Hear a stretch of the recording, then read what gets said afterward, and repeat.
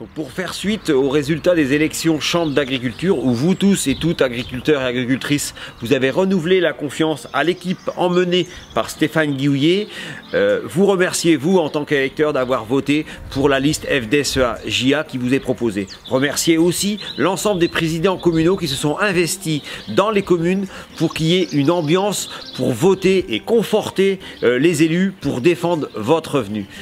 On a conscience sur le terrain qu'avec les 37% de votants, qu'il y a quand même 2 agriculteurs sur 3 qui ne sont pas allés voter. Et ça nous inquiète. Mais aussi, c'est le ressenti que nous avons sur le terrain de l'ambiance, du moral des troupes et aussi des difficultés et du gagne petit avec des trésoreries qui sont exsangues dans nos exploitations. Mais nous avons envie de se retrousser les manches et d'avoir une équipe chambre qui soit au service du revenu des agriculteurs et des agricultrices. Donc suite à notre victoire aux élections Chambre d'agriculture, je tiens à remercier tous les agriculteurs qui ont pris le temps de voter et qui nous ont fait confiance pour pouvoir continuer à emmener l'agriculture et un projet agricole à la hauteur de leur espérance.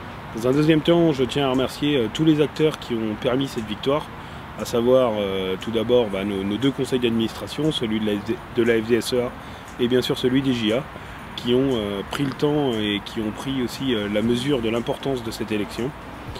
Je tiens en dernier lieu vraiment à remercier tous les gens qui ont été acteurs sur la liste d'élections chambre, qui nous ont permis de représenter tout le territoire et qui seront sur ces 6 prochaines années vraiment les acteurs majeurs de la Chambre d'agriculture et de la politique départementale.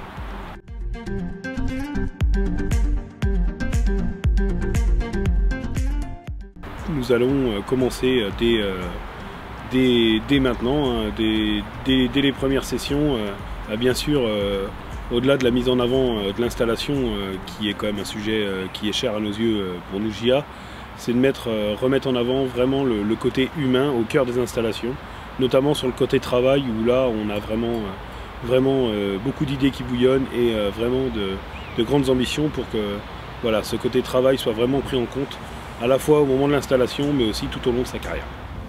Donc les premières actions qui seront mises en œuvre avec la proposition que Stéphane Guillouier soit renouvelé à la présidence de la Chambre d'agriculture, c'est véritablement de retourner sur le terrain, d'avoir des secteurs. Nous voulons que chaque agriculteur puisse connaître son technicien chambre référent.